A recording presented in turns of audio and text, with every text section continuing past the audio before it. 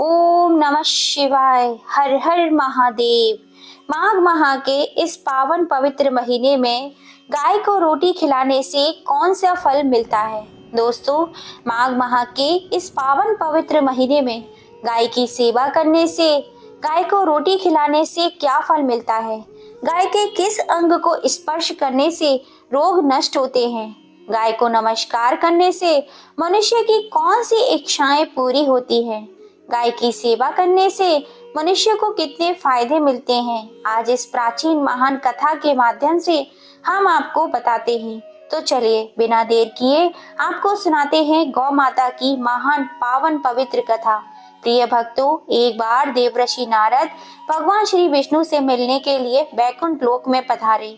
भगवान श्री विष्णु के पास आकर नारद जी ने उन्हें प्रणाम किया। देवर्षि नारद को देखकर भगवान श्री विष्णु प्रसन्न होकर पूछने लगे, हे देवर्षि नारद, आप बैकुंठ लोक में आने का आपका प्रयोजन क्या है? आज किस प्रयोजन से आप बैकुंठ लोक में पधारे हैं?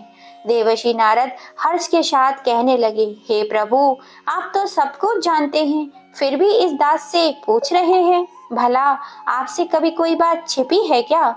मेरे मन में क्या प्रश्न है आपको भली भांति पता है। भगवान श्री विष्णु कहते हैं, हे देवर्षि, मैं आपकी दुविधा को जानता हूँ और यह भी जानता हूँ कि आप समस्त मनुष्य जाति के कल्याण के लिए ही आज यहाँ पर पधारे हैं। आप निसंकोच होकर पूछे आपके मन में जो भी प्रश्न हो। फिर देवर्षि कहने लगे, हे प्रभु, यदि आप चाहते हैं तो मैं आपसे एक प्रश्न पूछने की चेष्टा करता हूँ।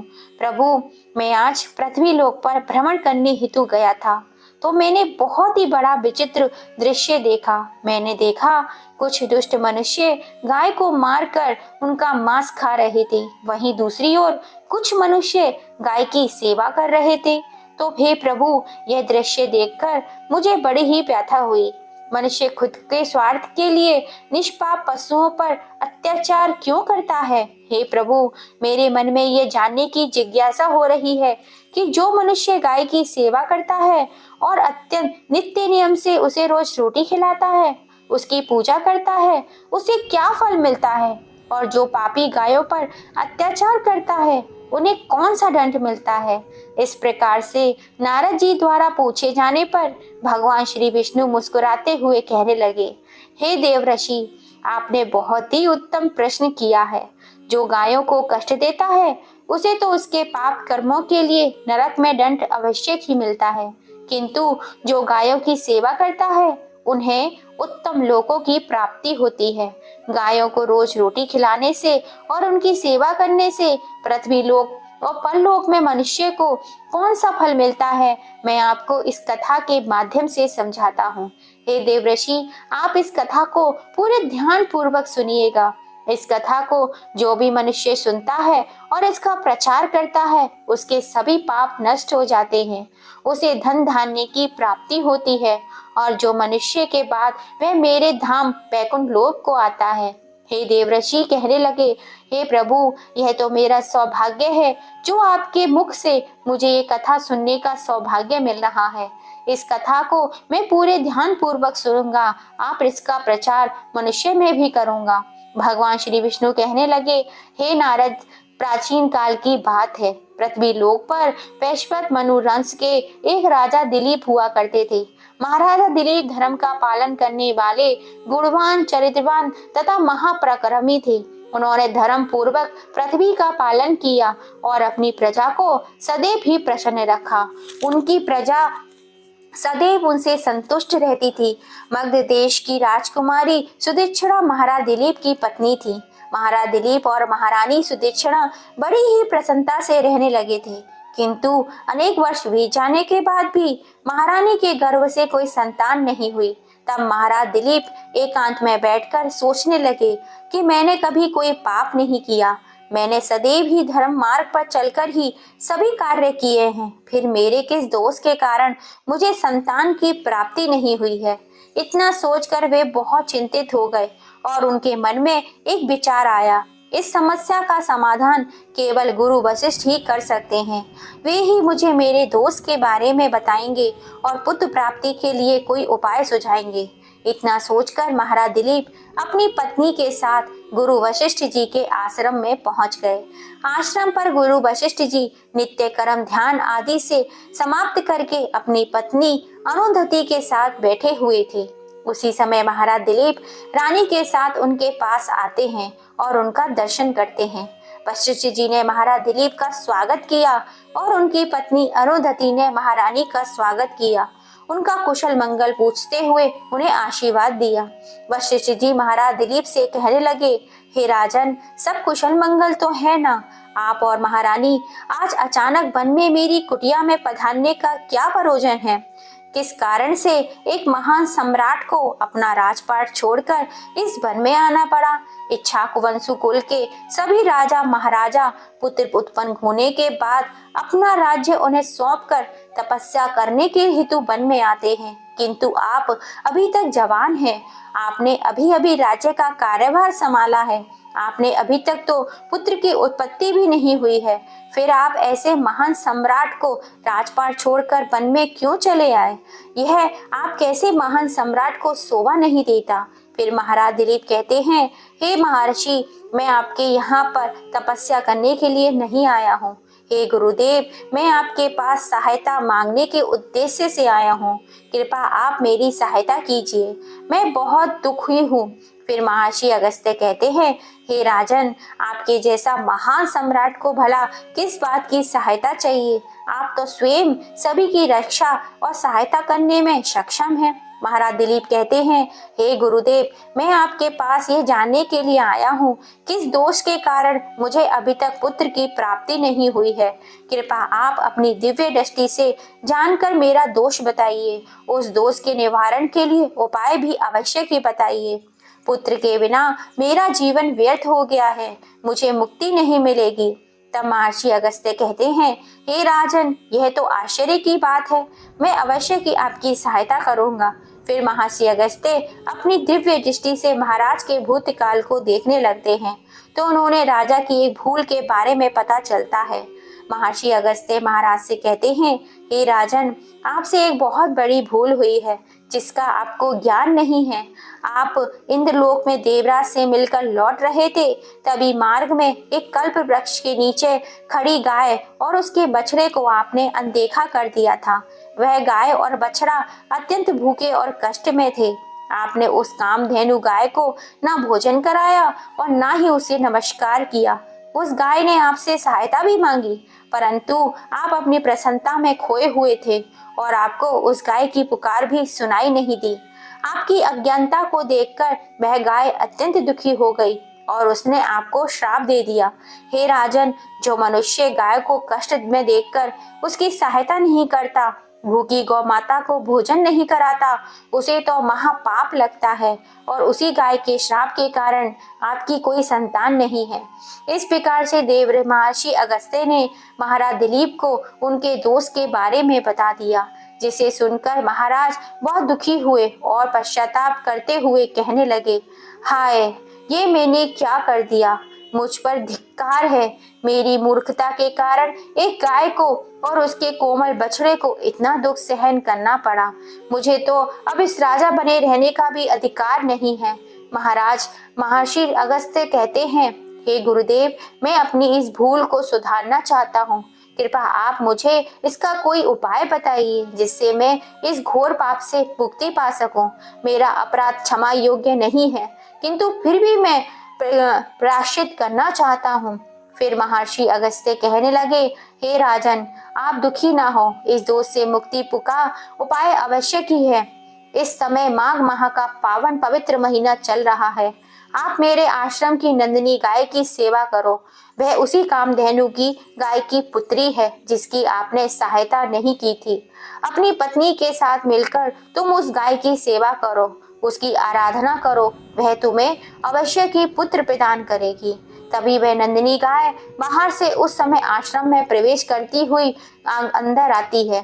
महर्षि उसे देखकर बोले, देखो राजन, केवल स्मरण करने मात्र से ही कल्याण करने वाली वह नंदिनी गाय स्वयं चलकर आ गई। आप भाग्यशाली हैं, यह गाय निश्चित ही आपके दुख को दूर करेगी। आप वन में इस नंदिनी गाय के पीछे पीछे चलकर इसकी सेवा करो। जंगल में रहने वाले हिंस पशु पक्षियों से इसकी रक्षा करो। आश्रम में लौट के आने पर रानी सुदक्षिणा के साथ इस गाय की सेवा करो।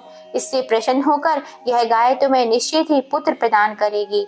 फिर महाराज दिलीप ने ऐसा ही करने का वचन दिया और फिर दूसरे दिन सुबह महारानी ने गाय की पूजा की और महाराज उस गाय को चराने के लिए वन में लेकर चले गए। जब वह गाय चलने लगी तो महाराज भी उसके पीछे पीछे चलते गए। इधर उधर से हरी हरी घास लाकर महाराज गाय को खिलाने लगे। जब वह गाय किसी वृक्ष के नीचे बैठती तो महाराज भी उसके साथ बैठकर विश्राम करते। महाराज उस गाय के शरीर से डांस और मच्छरों को हटाते गए और अपने हाथों से उसके मस्तक को सहलाते गए।